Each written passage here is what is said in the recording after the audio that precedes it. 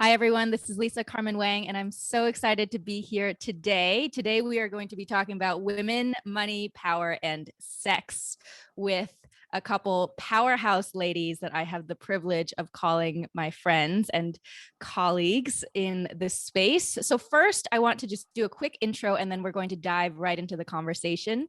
So first, I would like to introduce to you Lora DiCarlo. She is the powerhouse founder and CEO of Sextech company Lora DiCarlo, with a mission to create a more sexually equitable world. She changed career tracks after experiencing a life-changing orgasm, a blended orgasm that ignited her journey as a pleasure products entrepreneur with the ultimate goal of introducing the world to sex tech products inspired by human movement. Her namesake brand broke ground at CES in 2019 with its flagship product, Ose, which won a coveted Robotics Innovation Award from the Consumer Tech Association. That award was later rescinded for being quote unquote obscene, and it kickstarted a critical public conversation about gender equity in tech and the right to pleasure for all people. This ultimately led to the award being reinstated and sex tech being allowed on the show floor for the first time. Lora DiCarlo has grown from zero revenue in 2019 to 7.5 million in their first year of business, and since then have launched 11 new products in the last 12 months, backed by Cara Delevigne, and they are just getting started. Lora, I'm so excited to be here with you. And in addition, an amazing woman, Cindy Gallop. Cindy Gallop does not do status quo. She is the founder of the revolutionary social sex tech platform MakeLoveNotPorn, which is on a mission to celebrate real world sex. MakeLoveNotPorn is, quote, pro-sex, pro-porn, and pro-knowing the difference. It's a social sex tech platform designed to promote good sexual behavior and good sexual values, which she launched at TED in 2009 and has raised $2 million to build out the social sex revolution. She's also the founder and CEO of If We Ran the World, an advisor, and she is also raising the world's first and only sex tech fund, All the Sky Holdings.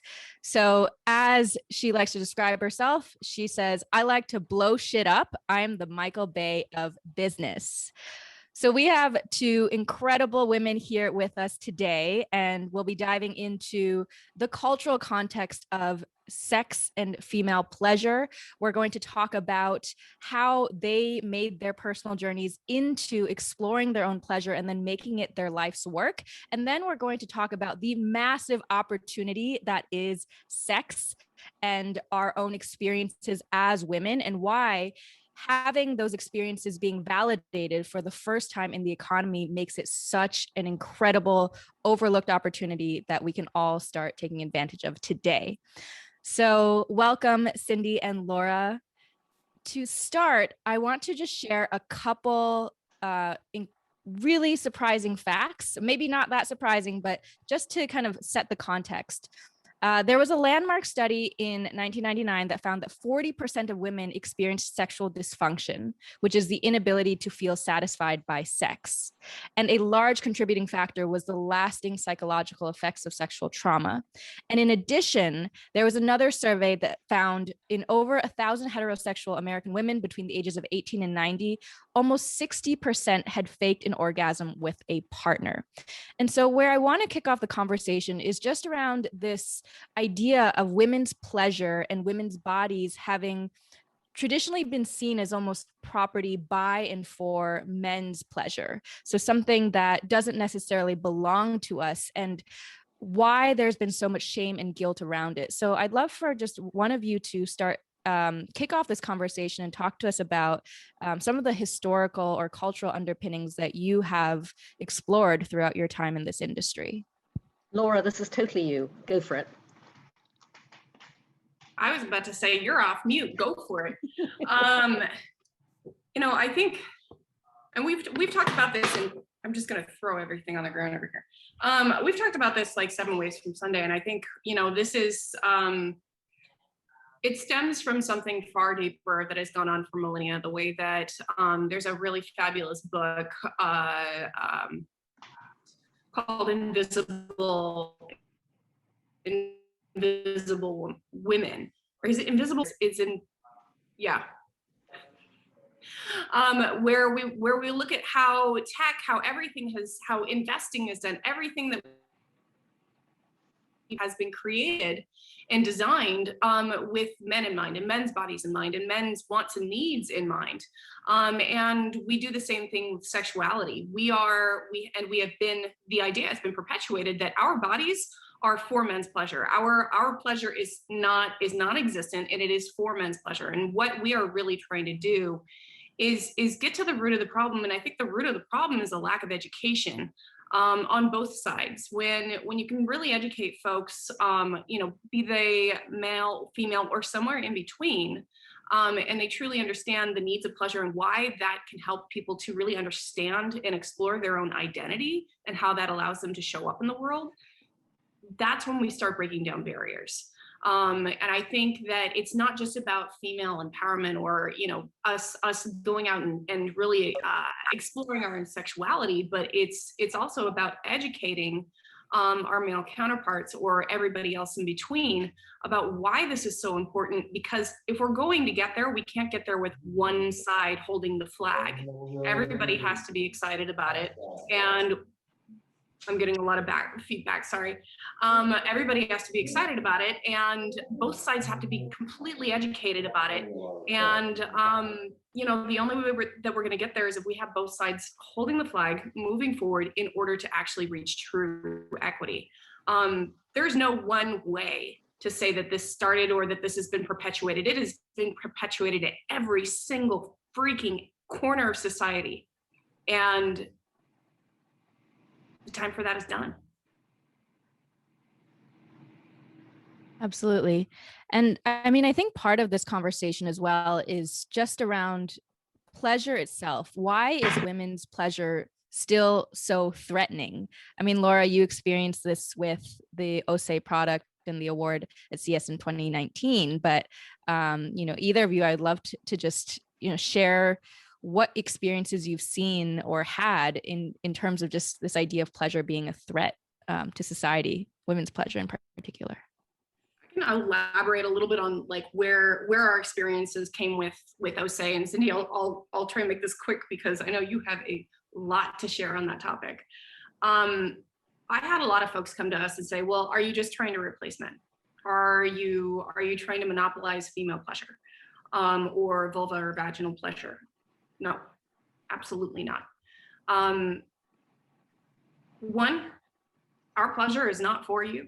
It is for us. Two, the more we know about our own bodies, which requires education and also requires educational tech in some cases, like OSE, in order to understand more about our pleasure, more about the things that really turn us on and the things that turn us off.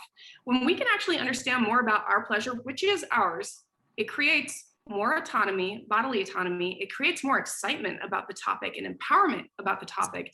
That actually allows us to go out and have better conversations with our partners and teach our partners, these are the things that I like, not the thing you've been doing. And that actually brings people closer together, and it creates better conversation. It creates better communication. And that's the aim here is, I think a lot of people see feminism and women empowerment as something as threatening.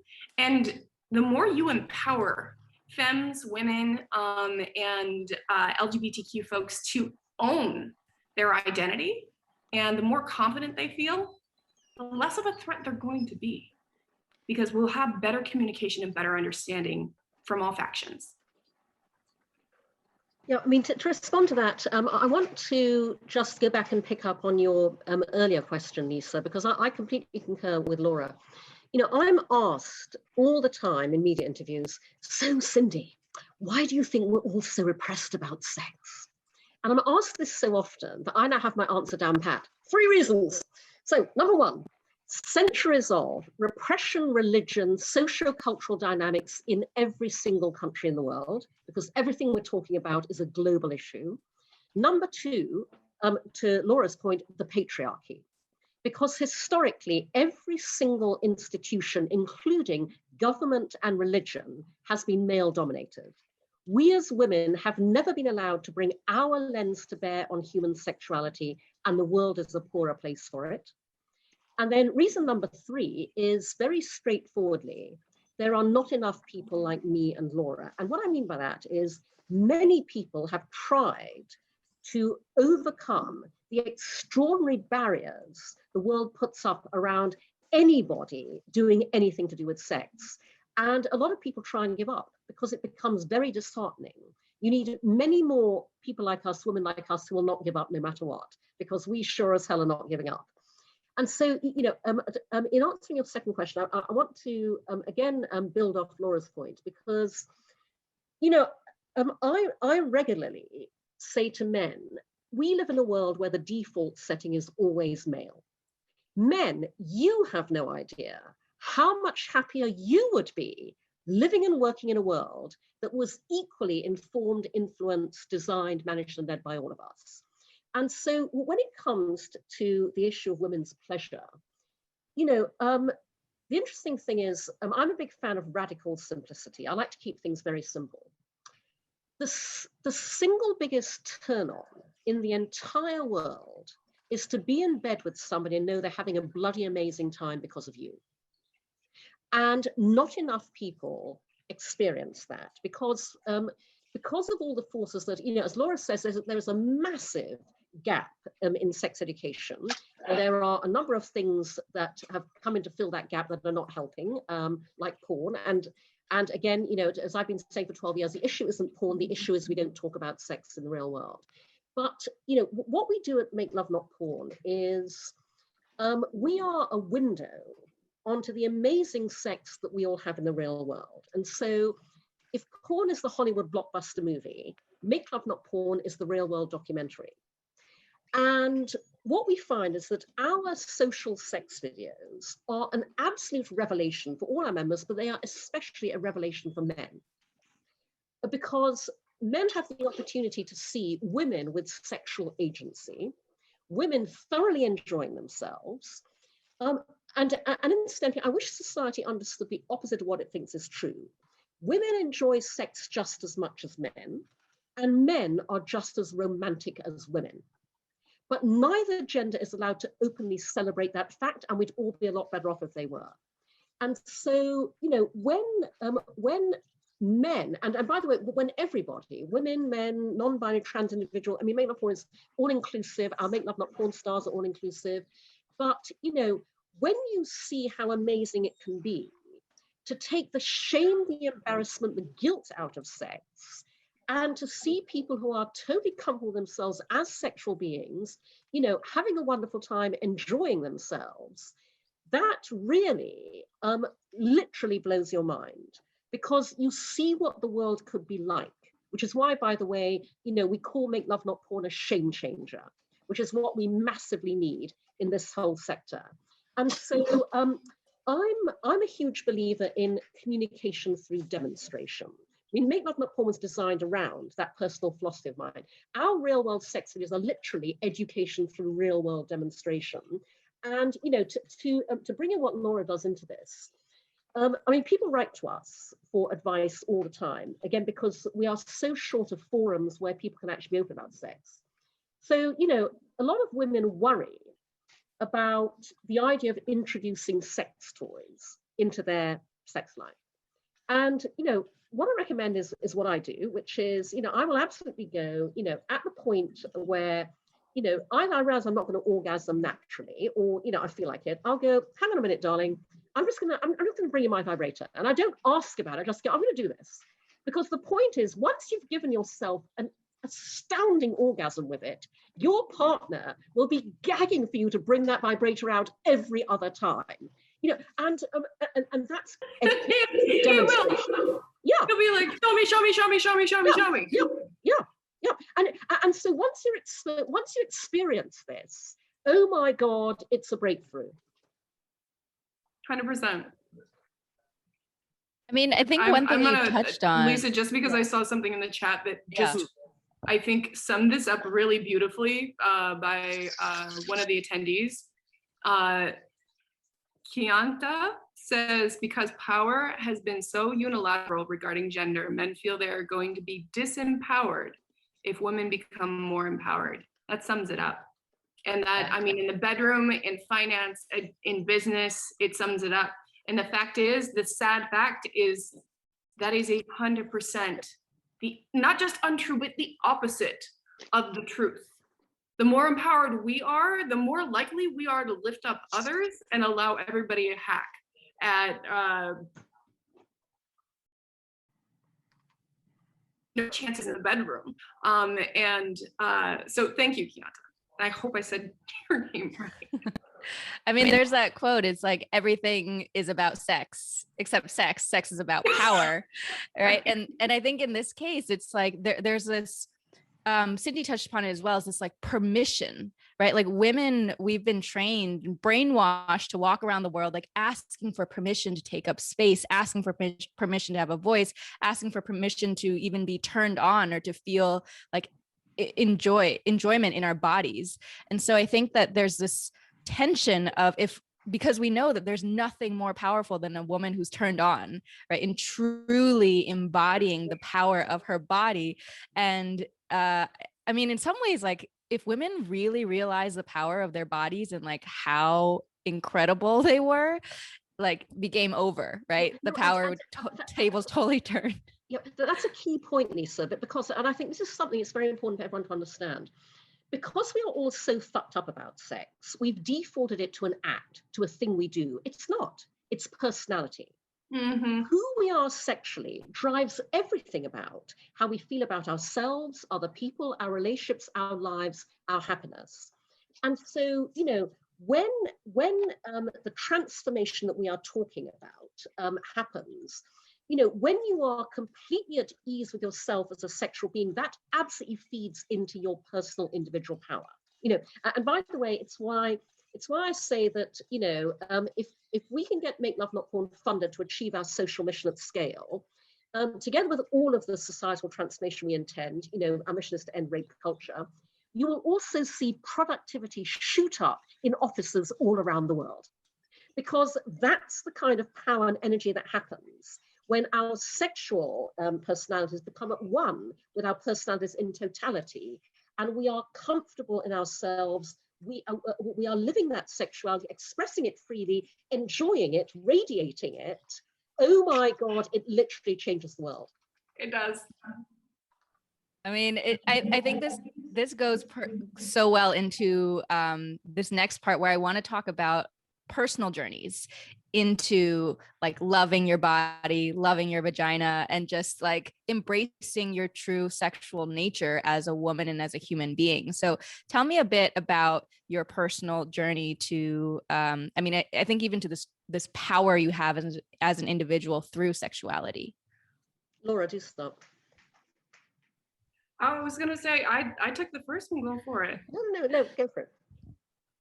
Okay. So personal journey. I'll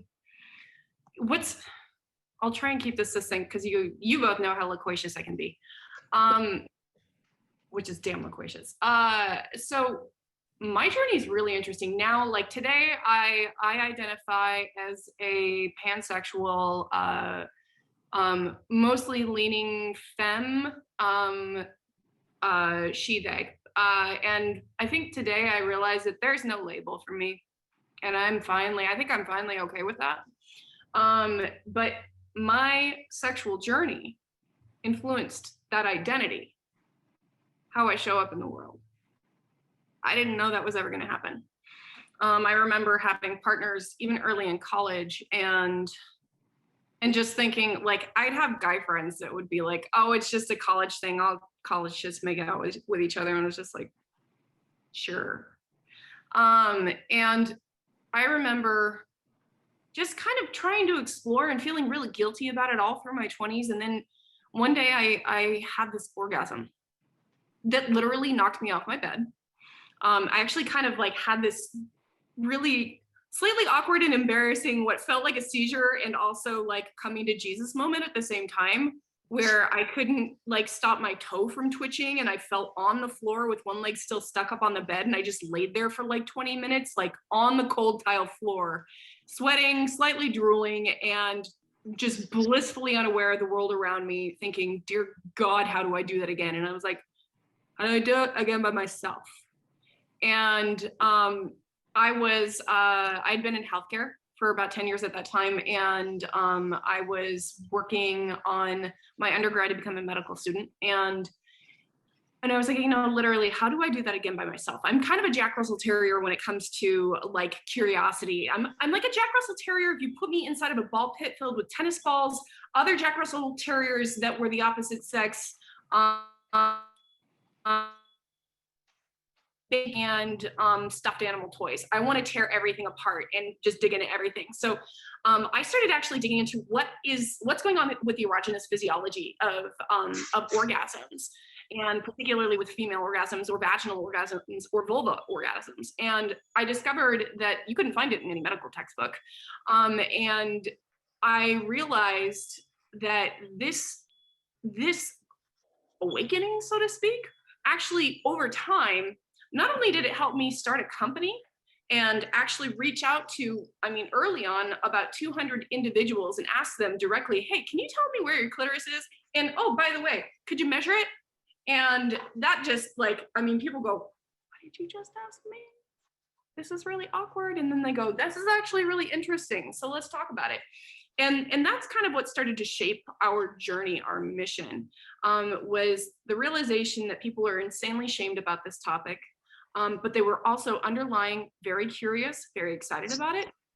Secondarily, they didn't know nearly enough. I had to teach every single person, like, this is how you measure it. This is where the spot is. If it feels like this, you're doing it right. And, I had femme partners at the time too. And at the time, I'm dating women and men, and I don't really understand or admit the fact that I'm bi or pan. I'm just like, no, I'm straight and I just fool around with women sometimes. Just, it's amazing what your sexual journey can just bring up. So long story short, my sexual journey influenced my life so much that I started a company. And hopefully I'll be as cool as Cindy someday, because I have literally put this bitch on a pedestal since the moment I came on the scene. And I am so honored to be on the same panel with you today. But it shaped my entire identity, and it's helped me to actually start making change in the world. And I really do feel that your sexual journey influences your identity. If you're more confident in your identity, that's the kind of person that goes out and they change the world a little bit each day. And that's the kind of world that we want to keep trying to proffer up and allow people to experience their sexuality with positivity and confidence. And I'm here for it. So I think the two key things about my sexual journey are, first of all, I know Lisa is going to totally empathize with this, as will other people in the audience, but I'm half Chinese. My mother is Chinese and my father was English, but very old fashioned. And so I grew up in a family where sex was never talked about beyond my mother going, girls, you stay a virgin till you marry. That was it. That was the extent of the entire conversation. And so, that absolutely repressed me for years. I spent, my entire university education doing everything but with men, and then when I finally had sex, I went, oh my God, this is so wonderful.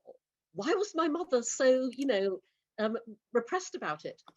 So that undoubtedly, kicked into play years later when Make Love Not Porn happened as a complete and total accident. And it came about because I date younger men. And I should just explain for the audience that I'm somebody who has never wanted to be married. I've never wanted children. I adore being single. I cannot wait to die alone. And I date younger men casually and recreationally for sex. And I'm deliberately very open about all of that because we don't have enough role models for women and for men that demonstrate you can live your life very differently the way that people expect you to and still be very happy, as Lora is also demonstrating. So, so there I was 13, 14 years ago, dating men in their 20s. And I began realizing through direct personal experience that I was encountering what happens when today's total freedom of access to hardcore porn online meets our society's equally total reluctance to talk openly and honestly about sex. When those two factors collide, porn becomes sex education by default in not a good way. So I found myself encountering a number of sexual behavioral memes in bed. I went, whoa, I know where that behavior is coming from.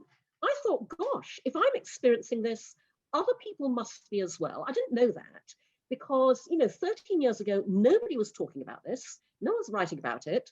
This was me in isolation as a very action-oriented person going, well, I'm going to do something about this. So 12 years ago, I put up on no money a tiny clunky website at MakeLoveNotPorn.com that originally was just copy, porn world versus real world. I launched at TED in 2009. I became the only TED speaker to say the words "come on my face" on the TED stage 6 times in succession. The talk went viral as a result, and it drove this extraordinary global response to my tiny website that I had never anticipated. Thousands of people wrote to me from every country in the world, young and old, male and female, straight and gay, pouring their hearts out, and I realized I'd uncovered a huge global social issue. And so that was what led me to turn Make Love Not Porn into MakeLoveNotPorn.tv, the world's first and only user-generated, human-curated social sex video sharing platform. We are what Facebook would be if Facebook allowed you to socially, sexually self-express. And so we are socializing sex, making it easier to talk about for everybody, to promote consent, communication, good sexual values and behavior. We call ourselves the social sex revolution. The revolutionary part is not the sex, it's the social. Amazing. And I think that what you both have in common here is, I mean, this is what I always talk about espousing as a woman who comes into her power, is that when you are authentically yourself, right? And you let go of that shame and you let go of that guilt, you unconsciously give other people the permission to also be authentically themselves, right? And I think we've had this society that has shrouded all of this, like, in shame and guilt, our bodies, our sexuality. And so the more fear there is, it just collects, and it takes voices like these to actually break through and say, you know what, like, I'm going to own exactly who I am, what I like, and I'm going to vocalize that, because there is no shame in that. And so I think that this is why it's so important to have these candid conversations. And one of our attendees, also chimed in and said, we need to see and hear more stories about women dating younger men and aging women being sexy, because it works for men, but not for women in a society. And we need to fix this. Hell yes. And actually, I want to just pick up on the point you made there, Lisa, especially for an audience that, as I'm assuming, is predominantly from the tech world and entrepreneurial, because it's important to understand that you need to design in the lack of shame from the ground up in everything you do. And what I mean by that is, the single most important piece of advice that I have to give to other sex tech founders all the time is this: take yourself out of the shadows. And what I mean by that is, people working on sex-related ventures often unconsciously internalize, without even realizing they're doing it, society's disapproval of what they're doing in a way that then negatively impacts their ability to do the kind of business they want. And I'll give you an example. Years ago, a young female sex tech founder came to me, and she was talking me through her startup. By the way, there are obviously many of these now, but back in the day, she wanted to redesign sex toys, make them cool, sell them online. So she's talking me through her venture, and she goes, and the thing is, Cindy, people are really embarrassed to be seen buying sex toys. So we're going to package them like this. And I said to her, okay, hold it right there. You need to go right back to the beginning and reconcept your startup from the ground up. Because you need not to say to me, people are embarrassed to be seen buying sex toys. You need to say to me, we're going to make people not embarrassed to be seen buying sex toys. When you concept and design a venture around existing societal bias and prejudice, all you do is reinforce it. I refuse to bow to existing societal bias and prejudice. I'm out to blow it all away. And so you absolutely have to design out that shame from ground zero and from day one. 100%. And you both are doing that with your companies. So again, thank you for continuing to push that forward. I want to transition into the economic opportunity of sexual wellness, which I know we love talking about. This is where the money comes in. So Yeah, let's talk about that. I mean, this is a $74 billion sexual wellness industry.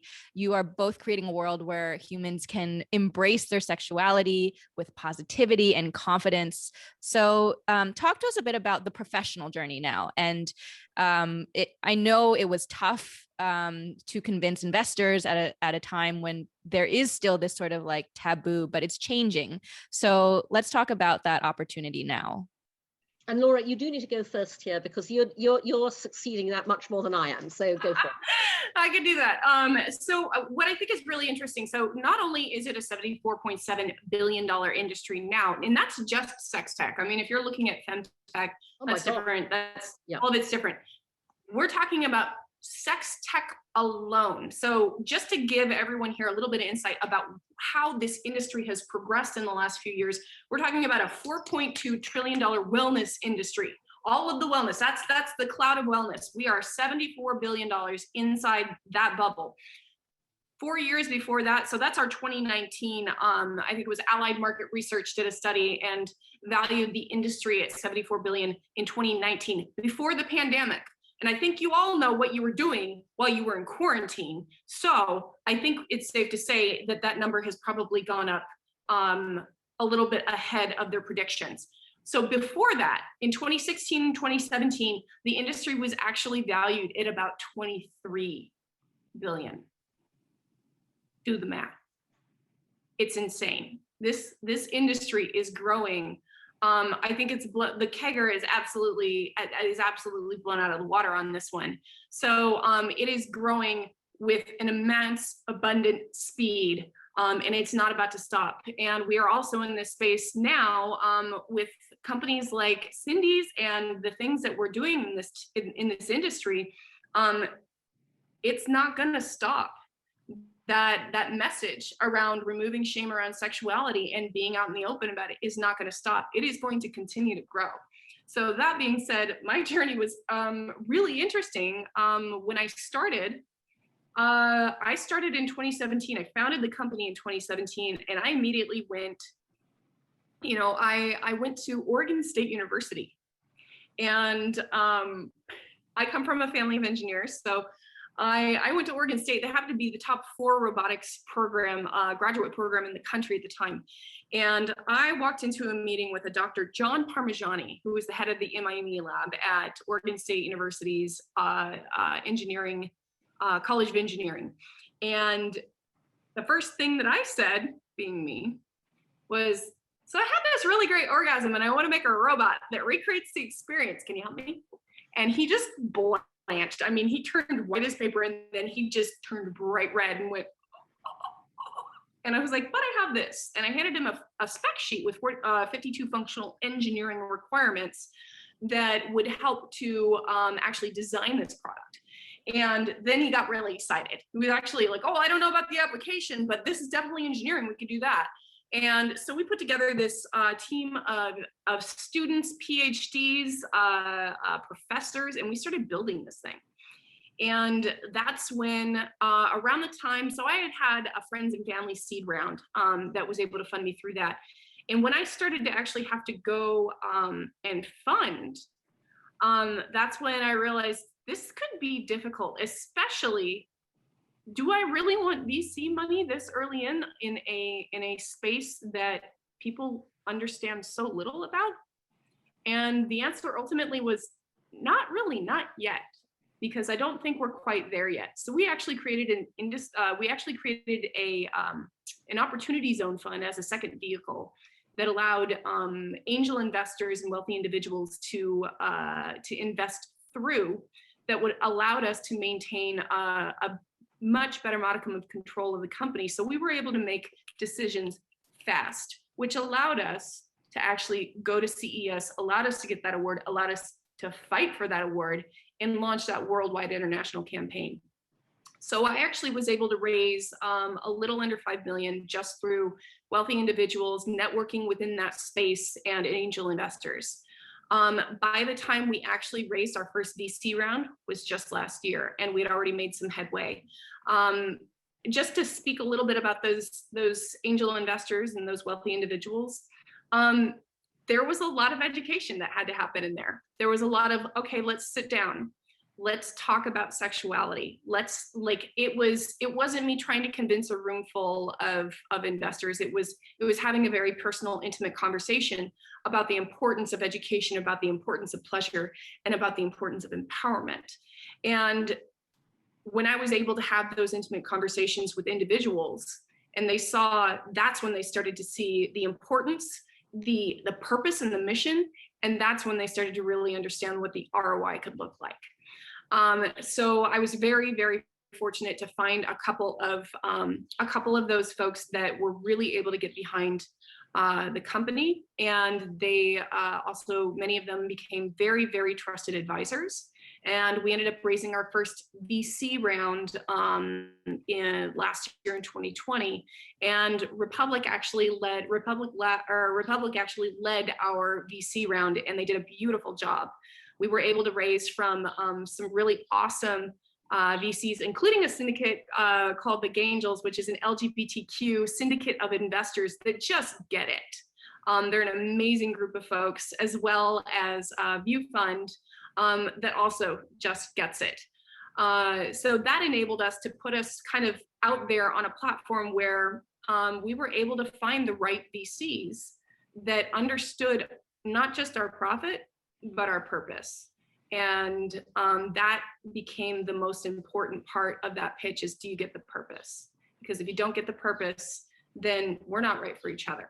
And that's actually led us to where we are today. And now we're launching our campaign with Republic, so that, you know, Lora DiCarlo has been a great investment, wholly available to VC, angel investors, and celebrities. But now we actually have the opportunity to raise with everyday individuals, and we want to democratize investing and allow people to participate in an extremely lucrative industry that should be a part of anybody's diversified portfolio. Loquacious answer. So my journey is obviously different from Laura's, and I think it's worth just spelling out that even within sex tech, there is what I call a hierarchy of acceptability. So at the most acceptable end of that hierarchy, and by the way, Laura's done a phenomenal job pioneering this for everyone who came behind her. Sex toys and sex-related products like, you know, condoms, lube, etc., on a D2C model are now a familiar category. People can extrapolate the D2C from other categories into sex tech. People now understand sex toys much better as a sector. And so you will see a lot more funding activity in that area. Moving up the hierarchy, these days, audio erotica and porn is increasingly acceptable. And that's because you don't have to look at anything nasty. You just listen to it. You don't see anything. So, you know, ventures like Dipsy and Quinn and Femtasy have found it easier to raise funding. MakeLoveNotPorn operates right out on the extreme end of that hierarchy, which is, oh my God, people are having sex on video. Ah! So things are rather more challenging on our front, even you know, within sex tech.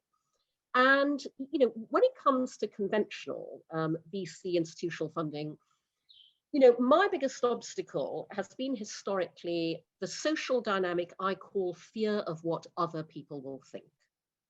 Because I've been pitching for funding for 12 years, and I can tell you, it is never about what the person I'm talking to thinks. Yeah. When you understand what we're doing and why we're doing it, Make Love Not Porn, nobody can argue with it. The business case is clear. It is always their fear of what they think other people will think, which operates around sex, unlike any other area. Now, my particular challenge is I know my investors are out there. They are impossible to find by the usual means, because my investors all have one thing in common. Your willingness to fund Make Love Not Porn is entirely a function of your personal sexual journey.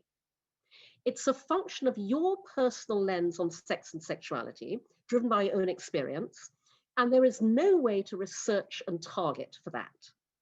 Not least because sex is the one area where you cannot tell from the outside what anybody thinks on the inside. The people you think would totally get it, don't. The people you thought were total prudes do. So I pitched the idea for MakeLoveNotPorn.tv for 2 years, from 2009 to 2011, which is how long it took me to find one angel investor.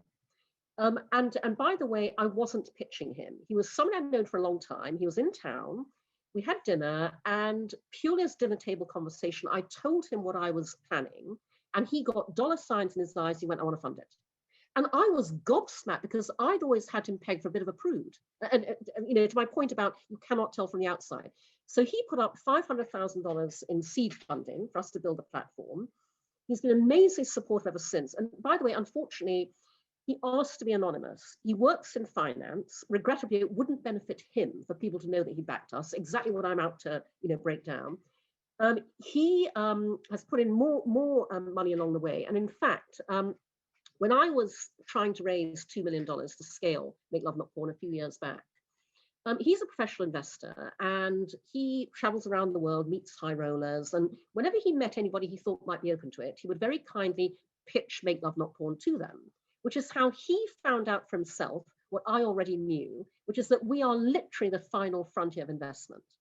And so we were at dinner, and he said to me, he was gobsmacked. He totally sees our pension. He went, Cindy, the guys I meet, and by the way, they're all guys, depressingly. He went, the guys I meet will invest in literally anything else.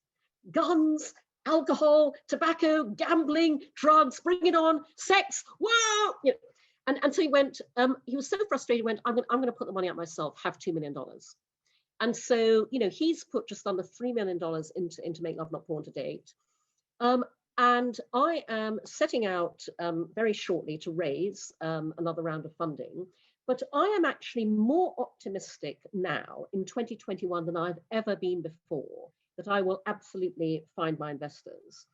My strategy has been, I put what I'm doing out there all the time, because given what I've just told you, I have to rely on synaptic connections being made that will draw those people to me. And I have to say, increasingly, they are reaching out to me because they see what I post on social media. They listen to a session I do on Sextech in Clubhouse. This is a really great sign that people understand the power of this market. And I think increasingly what people are also understanding is, you've heard with me and Lora today, just 2 women's stories. I can tell you that every single one of us who is a Sextech founder, a Femtech founder in the broader female sexual health and wellness space, we started our ventures because we encountered a problem that was really challenging for us, and we designed an enormously effective solution to it. You can extrapolate out from every single one of us to millions of other women, in fact, quite frankly, billions of other women worldwide who are encountering the same problem right now and are desperate for those solutions. Every single one of us is a guaranteed unicorn in the making. And the other thing I want investors to know is that, oh my God, talk about the opportunity to get in on the ground floor, okay? Female Sextech founders, female Femtech founders, we are a massively devalued asset class. We are the subprime mortgage of the tech world in a really good way. Get in now, get us cheap, because quite frankly, comparatively speaking, you can get any one of us cheap and guaranteed unicorns with 50% of the world's population. So you heard it here first. Get in on Sextech now in 2021. Now is the time. Amazing. Okay, so I want to give a little bit of time to some of the questions that are just pouring in. So I'll start from the top. This is actually one about culture. And in particular, musicians like Megan Thee Stallion or Cardi B that want women to be empowered and taking control of their sexuality. However, being scantily clad and dancing like a stripper, the question is this the correct way to move the conversation forward, or is it setting women back? Damn, that's a really good question. I mean, fuck it. Why are we not allowed to dress however the way we want? I think that's it. Why if I dress sexy, am I suddenly your object? Period. I mean, there's not really a long answer to this for me. Dress however the hell you want. I've got a dual response to that, because on the one hand, I completely concur with Lora. Okay, whoopee, bring on wet ass pussy. You know, I mean, guys sing about their dicks all the goddamn time. Guys rap about their dicks all the goddamn time. All the time. Why can't we? You know, so on the one hand, absolutely. But on the other hand, I will just say that, as we all know, the music industry is sexist as fuck. Okay, it's also racist. Yes. I mean, it's everything. It's homophobic. It's all the ists. Yeah, and so what I really want to see is, I want to see female artists absolutely expressing their sexuality in their own way.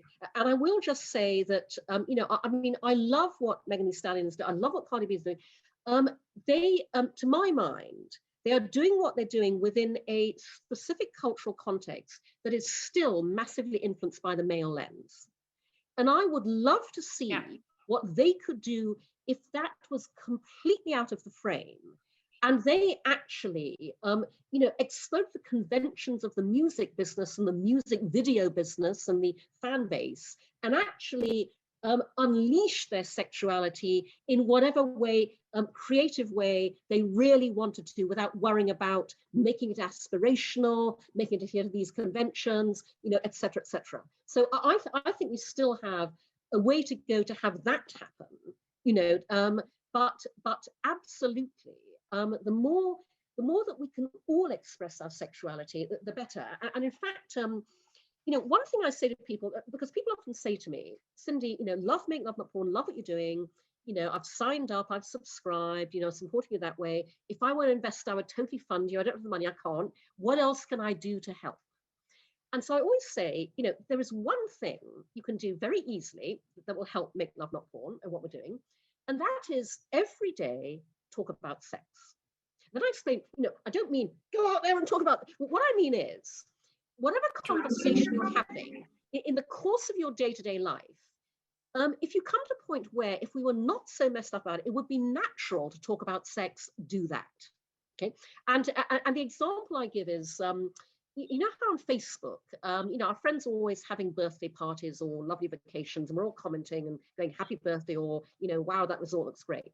So when I comment, you know, on the birthday post, I will go, happy birthday, I hope you had great birthday sex.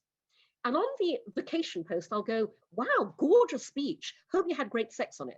Because you know they are. And so I am socializing and normalizing sex. And when I do that, my friends respond and go, hey, you're right, Cindy, we did. Yeah, it was fantastic. You know, and that's what I mean by, if every one of us normalizes talking about sex every day, cumulatively, that micro action adds up to enormous cultural impact. Amazing. And I mean, I think it goes back to even just this, the name of this conversation, which is around pleasure, right? I think that there's this weird thing of like, for some reason, pleasure is just threatening. And why is that? You know, why is it so hard to see people loving themselves, loving their bodies, loving, you know, their sex? And I think that there's this common truth of like, the way that you judge others is how you actually judge yourself. Right. So when people are like talking shit, when they're like pointing fingers, the real question is like, well, what's going on with them? You know, if they're shaming you for, you know, however you're presenting yourself, then it must reveal some sort of deeper insecurity about how they perceive themselves. Okay. And just on that, Lisa, you're absolutely right, because, you know, precisely because we do not talk about sex openly and honestly, it is an area of massive, rampant insecurity for every single one of us. Oh, we all get vulnerable when we get naked. You know, sexual egos are very fragile. I mean, by the way, that is why Make Love Not Porn's mission is to make it easier to talk about sex, because bizarrely, people find it really difficult to talk about sex with the people they're actually having it with while they're actually having it, which is exactly what we're out to explode. But you're absolutely right. It stems from the fundamental insecurity we all have been socially conditioned to feel around sex because of the shame, embarrassment, guilt that society's imbued sex with. And, you know, when you take all of that away, you literally change the world. And that's the opportunity for all of us working to do that in our different ways. I think to add like one layer of complexity to this, and some people are either going to hate me or they're going to go, yes, is the fact that we need to be talking with our kids about sex too. Like far more open. I noticed somebody said something about like the Cardi B's and the Megan Thee Stallions of the world, and people not wanting their children to think that that's the only way that their kids can get attention. The only way that your kids are going to think that's the only way they can get attention is to be sexy, is if you're not talking to them about sex and explaining to them that your sexuality is not what defines you in and of itself, and dressing sexy does not define you in and of itself. And and we're not just talking about sex, we're talking about pleasure and empowerment. Talk to them about pleasure. It's not just that we stigmatize sexuality or sex or masturbation, we stigmatize pleasure, period. I mean, we even chastise our friends and our family and ourselves when we want to take some time off work. So I mean, it's all things pleasure. Stop it. Just stop it. But talk to your kids about it. If you're afraid that your kids are gonna go out and they're gonna, wear a short skirt, talk to them about sex. Let them understand approach and understanding as to what sexuality is and what sexy is, how to differentiate. Teach them about bodily autonomy. We don't do that. And the people that I spoke to that do that, their children are so much more worldly. I have had 14-year-olds, 13-year-olds, 15-year-olds come to me directly and ask me about orgasms on social media. Talk to your kids about orgasms. They want to know. And I'm delighted to say that parents tell us that they are buying their 18 and over teenage 20-something children subscriptions to Make Love Not Porn because they want them to see what happy, healthy, loving sexual relationships look like. Education through demonstration. Yeah. I do want to just, because I know we're running out of time, Lisa, I want to just say one thing that I think is really important in our sector. We cannot talk about women's pleasure without also talking about women's pain. And I want to bring that up because there are amazing female founders in our sector. For example, the brilliant Emily Sauer, the founder of ONUT, which was created to help women who find penetrative sex painful. It's a shout out to Emily. If she's here or she watches this, we do love you. She needs to be funded out of all existence. Investors, get you to Emily and fund the shit out of the ONUT. Google ONUT and you'll see the product. It's amazing. But I have to tell you, all of the shame we've talked about attaching itself to female pleasure, unfortunately, also mitigates against solutions for women's pain in this area. And in sexual health and wellness generally. And that is also an area where, again, extrapolatable out to billions of women worldwide, and the ability to do so much good, have so much social impact, and make investors an absolute goddamn fucking shit ton of money. So do bear in mind the flip side of our pleasure and fund that too. Such a good point. There's one question that I want to get to that's asked by Christine, and this is actually bringing sex into your professional power. So she says, how can we normalize sex and our power when we don't have much professional power? In most professional settings, being empowered and honest about sex doesn't work with many company cultures. Even if we are vocal about it in our social media or personal settings, how can we change our society's views about sex if many mainstream companies maintain the same conservative, scared, and ashamed approach to sex? I'll give you my response to that, because this is something I've talked about a lot over the years. Because I exhort everybody, and I say this, by the way, particularly to company leaders, to bring sex into the office. And what I mean by that is the quickest way to end sexual harassment in the workplace, which, as we all know, is endemic and systemic. So what I say to company leaders is, you need to build into your statement of company culture your commitment to good sexual values and good sexual behavior. And you need to normalize that. It needs to be part of your culture mission statement. It needs to be part of your onboarding employees. It's in the employee handbook. The company CEO talks about it openly at company town halls as much as she or he talks about any other values the company holds. And I would recommend to anybody in the workplace, absolutely make that call to your leadership about how you can absolutely eradicate sexual harassment from the workplace by being open about the importance of good sexualizing behavior. When you have a culture like that, you can then express yourself healthily without fear of retribution. I agree 100% with Cindy. Period. I think and I don't know if this is totally true for all sex tech companies, but a lot of the founders that I know that are in this space, because it's so prevalent and it's literally a part of our daily lives, our daily conversations, we're comfortable with sexuality, we're comfortable with sex, we're comfortable with masturbation, and we're acutely aware at all times about our own autonomy and our respect towards and around others where sex is concerned. So honestly, I feel it's just another methodology of education. So I think at its core, it's education, it's acceptance, it's accepting pleasure. But you know, because we make it a part of our daily lives, it's not really an issue for companies like ours because it's just there all the time. I will admit a lot of our meetings often turn into she said jokes, but it's fun. Yeah, and actually my community manager, Ariel Martinez, I remember her tweeting on social media once, at least I know that if a naked photo of me makes it onto the internet, I won't get fired. Yeah, how many times have I had, like we have an employer or team member and they're like, it's really weird to have my back to the rest of the office and be like on some kind of porn or toy site. And like, I know everybody can see what I'm looking at and I feel like I'm not supposed to be here, but it's literally my job.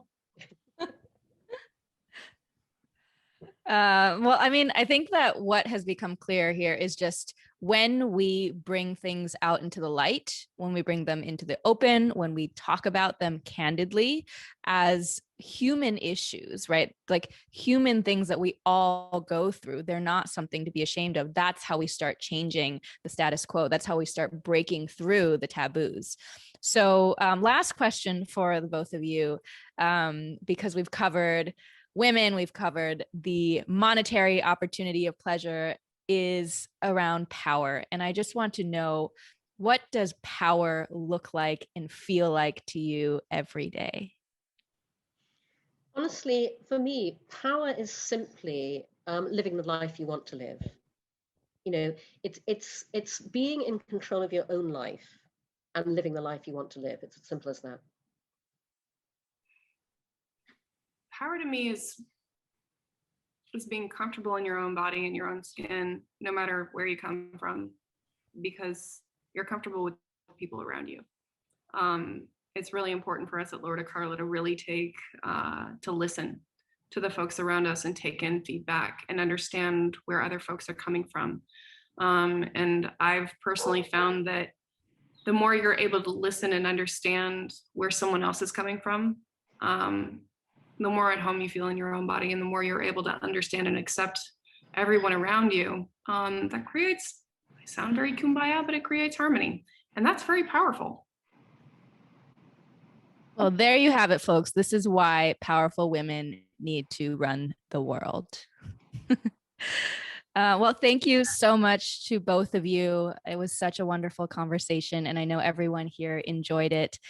How do we find you on socials? What can people do to find your products, to support you?